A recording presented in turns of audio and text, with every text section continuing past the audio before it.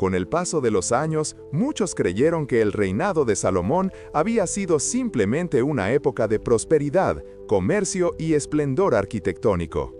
Sin embargo, bajo esa superficie brillante había un fundamento más antiguo, una línea de acontecimientos que comenzó mucho antes de que el joven rey subiera al trono.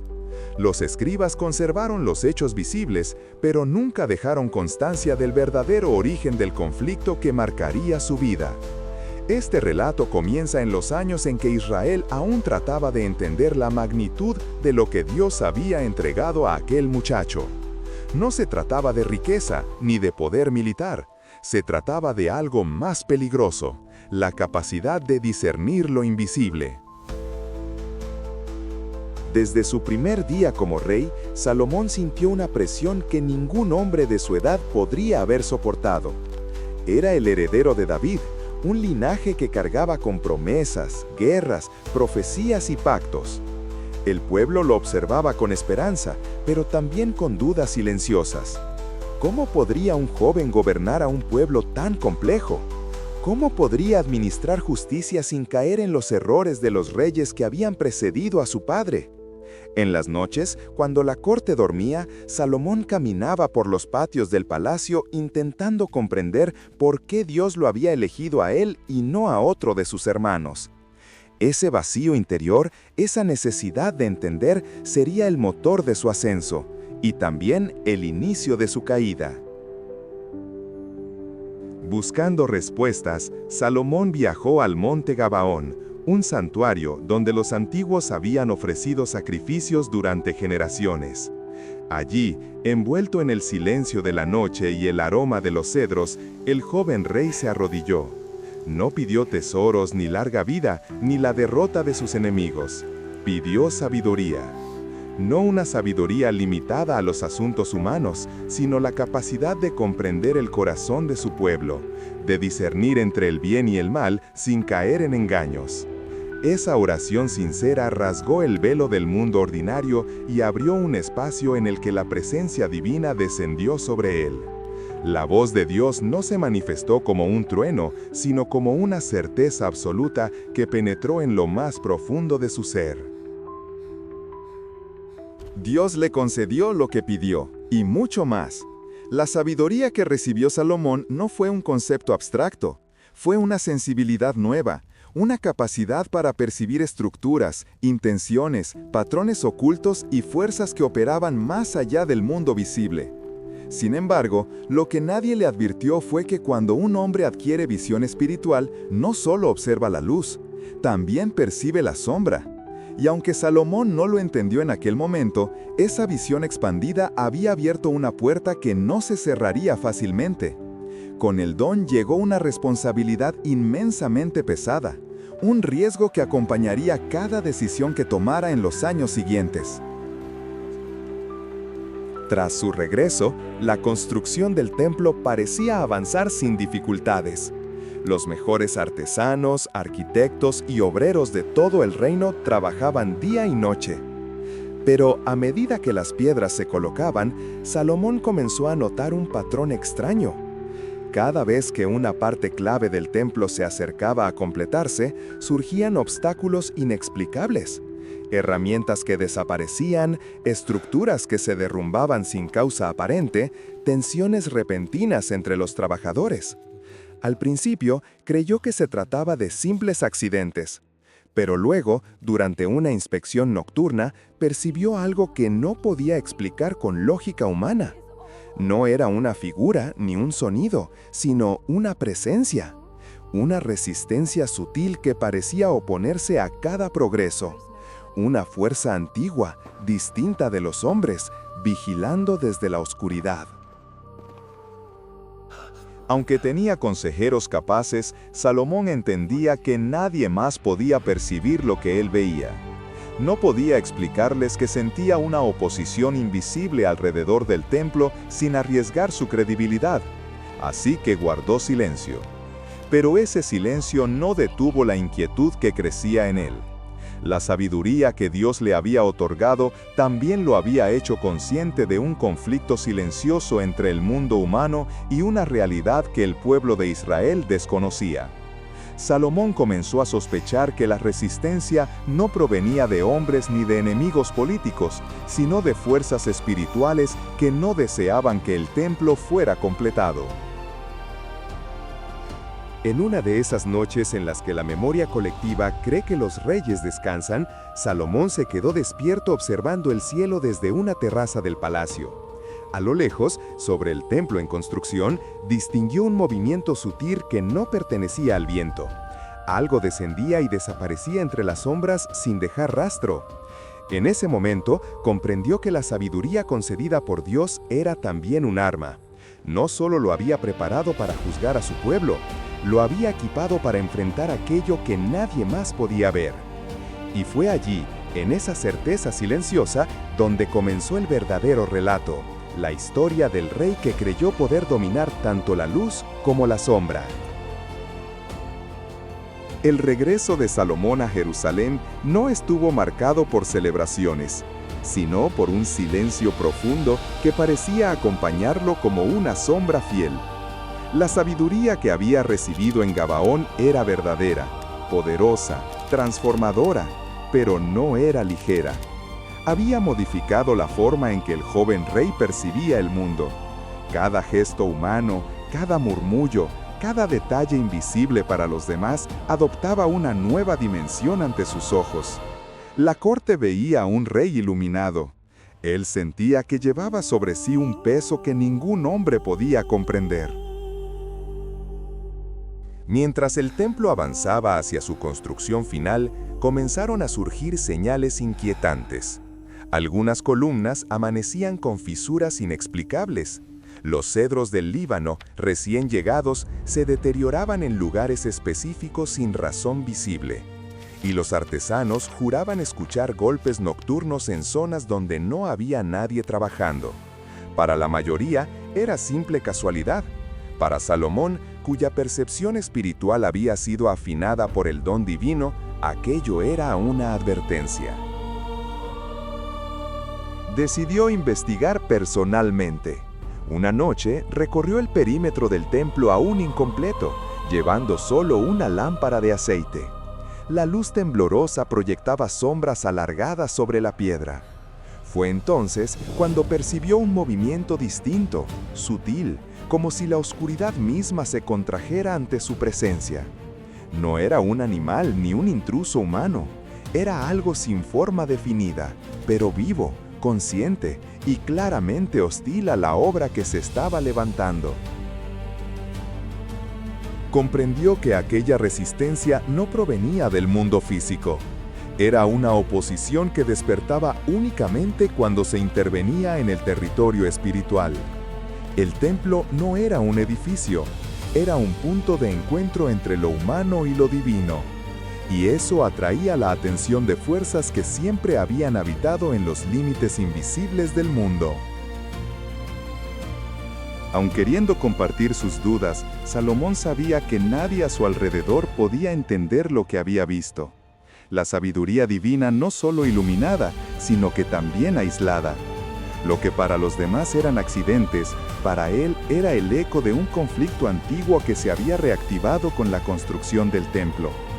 Y en ese aislamiento silencioso, el rey comenzó a sentir la verdadera magnitud de su don. Ver la verdad significaba también ver la amenaza. Con el paso de las semanas, los incidentes se multiplicaron. Herramientas extraviadas, ruidos inexplicables, sombras fugaces que desaparecían cuando alguien se acercaba. Salomón empezó a estudiar registros antiguos, textos olvidados que hablaban de entidades rebeldes cuya actividad se intensificaba cada vez que los hombres intentaban restaurar el orden divino en la tierra. Esas criaturas no podían entrar en el templo, pero podían impedir que fuera terminado. Una noche encontró un manuscrito que mencionaba objetos sagrados utilizados por reyes del pasado para someter a fuerzas invisibles que perturbaban sus reinos. Eran instrumentos capaces de obligar a espíritus errantes a obedecer leyes que no podían quebrar. Aquella lectura encendió una idea peligrosa en la mente del rey. Si existían fuerzas que deseaban destruir lo que estaba construyendo, también debía existir un medio para doblegarlas. Por primera vez, comenzó a formarse en su interior la intuición de un sello, un símbolo, un artefacto que pudiera atar a lo que se ocultaba en las sombras. No buscaba poder, no buscaba dominio, buscaba proteger lo sagrado. Pero en ese momento no podía imaginar que esa búsqueda, aparentemente justa, sería el primer paso hacia la línea que ningún hombre debería cruzar. Las primeras luces del amanecer apenas habían tocado los muros de Jerusalén cuando Salomón decidió continuar su investigación en silencio. La ciudad despertaba con sonidos cotidianos, pero él avanzaba con la firmeza de quien sabe que cada respuesta encontrada podría abrir un peligro mayor que el que buscaba resolver. Las sombras observadas en el templo no eran simples presencias errantes, llevaban un propósito, un rencor antiguo, una oposición directa a la obra que Dios había ordenado levantar. En los archivos más profundos del palacio, donde se guardaban tablillas y manuscritos que solo los reyes podían consultar, Salomón encontró registros que el tiempo parecía haber querido ocultar. Muchos hablaban de sabidurías prohibidas, de pactos que jamás debían repetirse, de objetos que habían sido sellados para evitar que el hombre volviera a intentar controlar lo que no debía. La mayor parte eran advertencias fragmentadas, pero un patrón comenzó a emerger en medio de las ruinas de tinta y arcilla. Todos los textos concordaban en un punto. Las fuerzas que se oponen a la voluntad divina nunca actúan sin un ancla. Necesitan grietas, aberturas, puertas espirituales que los hombres, por ignorancia o ambición, han dejado abiertas alguna vez. Salomón comprendió con preocupación que el templo, al ser un lugar de comunión entre la tierra y el cielo, no solo atraía la presencia de Dios, sino también la atención de aquellos que habían sido expulsados de su luz. Una tarde, mientras examinaba una serie de tablas muy deterioradas, halló un pasaje particularmente inquietante. Relataba la existencia de un antiguo sello utilizado por reyes anteriores para someter a espíritus rebeldes, obligándolos a servir bajo la autoridad divina.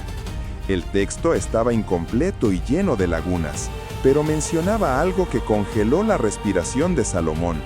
Una herramienta capaz de obligar a entidades espirituales a revelar sus nombres y con ello someterlas.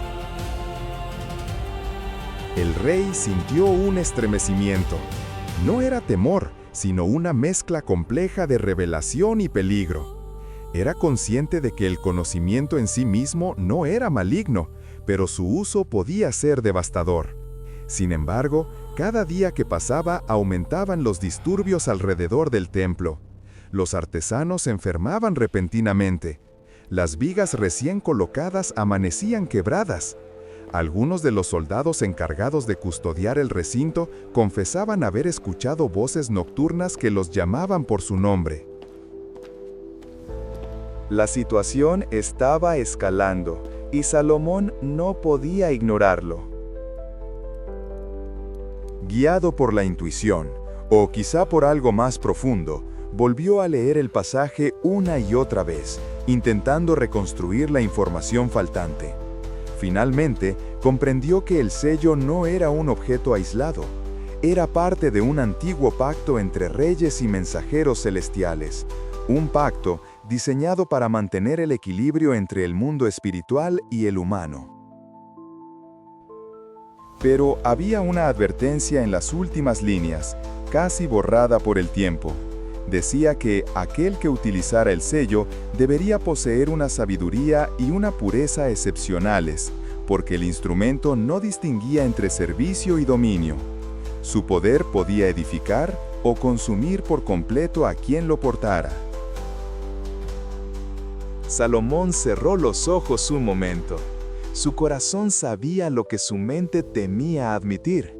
Estaba considerando emplear un artefacto cuya historia estaba ligada tanto a la luz como a la caída. A pesar del peligro, ordenó que los restos del manuscrito fueran guardados en secreto absoluto. Ni los sacerdotes ni los consejeros debían saber que el rey se acercaba a un conocimiento tan delicado. En su interior, la necesidad de proteger el templo justificaba su silencio. Pero la línea entre protección y obsesión comenzaba a difuminarse lentamente.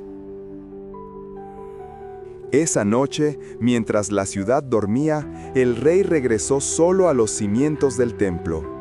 El viento golpeaba las piedras sin piedad, y un murmullo profundo parecía surgir desde la oscuridad misma. Salomón sintió la presencia que había percibido días antes, pero esta vez era más intensa, como si algo estuviera esperando su siguiente movimiento. El rey, con la lámpara temblando en su mano, comprendió que ya no era un observador. Había sido reconocido. Aquellas entidades sabían que él estaba buscando la herramienta capaz de enfrentarlas, y ahora lo vigilaban. El conocimiento que había despertado ya no podía ser ignorado ni detenido. Y así, sin saberlo aún, Salomón acababa de dar el primer paso hacia la creación de un sello que transformaría su destino y lo acercaría peligrosamente al abismo al que tantos antes que él habían caído. A medida que avanzaban los días, la tensión invisible alrededor del templo se volvió demasiado intensa para ser ignorada. Los trabajadores más sensibles abandonaban la obra alegando que el aire se volvía pesado en ciertos sectores, como si la atmósfera misma rechazara la estructura que intentaban levantar. Salomón escuchó todos aquellos informes en silencio, pero su mente estaba concentrada en otra cosa: el sello. Desde que descubrió el texto antiguo, el sello se había convertido en un pensamiento persistente, una especie de latido constante que resonaba en su interior. No era un llamado explícito, pero sí una presencia que crecía conforme él profundizaba en su estudio. En ningún momento se decía dónde estaba aquel instrumento, pero sí se describía cómo debía verse, cómo resonaría, cómo alteraría el ambiente cuando despertara. Y así, una noche en la que la luna apenas iluminaba los muros de Jerusalén, Salomón decidió descender a uno de los depósitos más antiguos del palacio. Nadie en generaciones había puesto un pie allí. El polvo se acumulaba en cada piedra, y el eco de sus pasos era devuelto por la oscuridad como si caminara dentro de una memoria ajena. El lugar estaba lleno de cofres corroídos, tablillas partidas y objetos que el tiempo parecía haber olvidado a propósito. Salomón avanzó guiado por la intuición, aunque en el fondo sabía que lo que buscaba no podría encontrarse como un objeto común. Si realmente existía, debía haber estado oculto bajo capas de silencio tan profundas como el propio reino espiritual. De pronto, un detalle rompió la monotonía del lugar. Una pequeña caja de madera oscura, distinta al resto, sin decoración ni inscripciones. No parecía importante, pero algo en ella irradiaba una calma incómoda, como si la caja negara el paso del tiempo. Salomón la tomó entre sus manos y sintió, con un estremecimiento, que la madera estaba tibia. No era normal. Nada en ese depósito debía conservar calor. La abrió con cautela. No había oro, ni piedras preciosas, ni pergaminos, solo un anillo sencillo, de un metal que no correspondía a ningún taller humano. No brillaba ni reflejaba la luz, pero aún así llamaba la atención como si el entorno se replegara en torno a él. Salomón lo sostuvo entre los dedos y sintió un impulso profundo, casi ancestral, que lo empujaba a colocárselo. Fue entonces cuando comprendió: el sello no era un pergamino ni un símbolo tallado, era ese anillo. El aire a su alrededor cambió de inmediato. No se volvió frío ni oscuro, pero sí pesado, como si la atmósfera reconociera la presencia del sello. Por un instante, Salomón escuchó algo que no provenía de ningún pasillo del palacio. Era una vibración baja, sutil, casi imperceptible, pero cargada de una intención clara. El sello había despertado, y él era ahora su portador. Aún así, no sintió miedo. Lo que sintió fue claridad. Durante semanas, había sido testigo de manifestaciones cada vez más agresivas en el templo. Ahora entendía que la oscuridad que se movía entre los cimientos no actuaba sola. Estaba buscando algo. Estaba buscando una puerta. Y el sello era la única herramienta capaz de cerrarla o de abrirla por completo. Al salir del depósito, Salomón experimentó una certeza peligrosa. Si los seres que perturbaban el templo habían percibido su búsqueda, entonces también percibirían que había encontrado aquello que podía controlarlos. Y esa simple posibilidad era suficiente para desatar un conflicto que ningún hombre en Israel estaba preparado para enfrentar. La primera señal llegó al amanecer.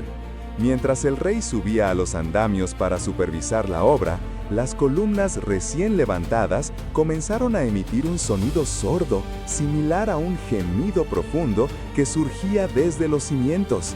Los trabajadores retrocedieron con espanto al ver cómo las sombras parecían deslizarse por la piedra como manchas vivas. Salomón levantó la mano. El sello brilló con un destello tenue, casi imperceptible, pero suficiente para provocar un silencio abrupto. Las sombras se detuvieron. No huyeron, no atacaron, solo permanecieron inmóviles, observándolo.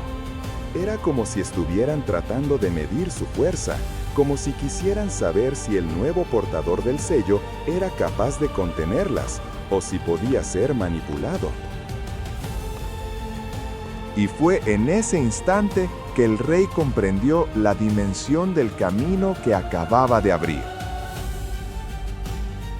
El sello no solo atraía el poder necesario para dominar espíritus rebeldes, también atraía la atención de todo aquello que nunca debió ser convocado.